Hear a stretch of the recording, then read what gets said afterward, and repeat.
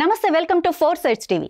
బరి తెగించిన ఇసుక మాఫియా ముఠా సభ్యులు అటవీశాఖ అధికారుల కారును వెనుక నుంచి ఢీకొట్టారు. అయితే అధికారులు అప్రమత్తంగా వ్యవహరించడంతో ప్రమాదం నుంచి తప్పించుకున్నారు. భద్రాద్రి కొత్తగూడెం జిల్లా ఇల్లందు అటవీశాఖ రేంజ్ పరిధిలో రాత్రి వేళల్లో కొనసాగిస్తున్న ఇసుక మాఫియాకు చెక్ పెట్టేందుకు అటవీ అధికారులు గట్టి ప్రయత్నాలు చేస్తున్నారు.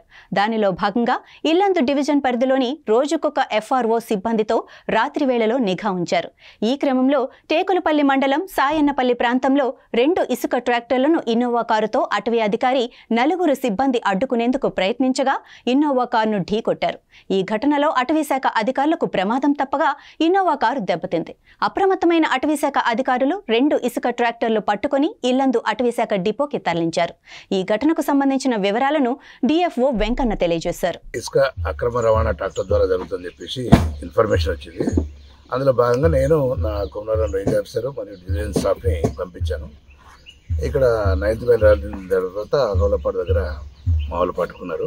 ఆ క్రమంలో ఒక ట్రాక్టర్ డ్రైవరు ట్రాక్టర్ని రివర్స్ తిప్పబోయి మా వెహికల్ని గుద్దిండు. దాంట్లో ఉన్న వ్యక్తులు కూడా స్థితిలో తప్పించుకోవడం జరిగింది, లేకుంటే భారీ నష్టం జరిగింది. అది జరగకుండా కాపాడగలిగినాం. వెంటనే తేరుకొని 2 ట్రాక్టర్ తీసుకొచ్చి సీజ్ చేసి లోపలించడం. వాళ్ళ మీద చట్టరీత్యా చర్య తీసుకుంటాం. వీరెవరు ఏందనేది వీళ్ళు బొమ్మనపల్లి గ్రామస్తులని తెలిసింది. వాళ్ళు ఇద్దరు అడిగితే ఇంకా ఇన్వెస్టిగేషన్ జరుగుతున్నాయి.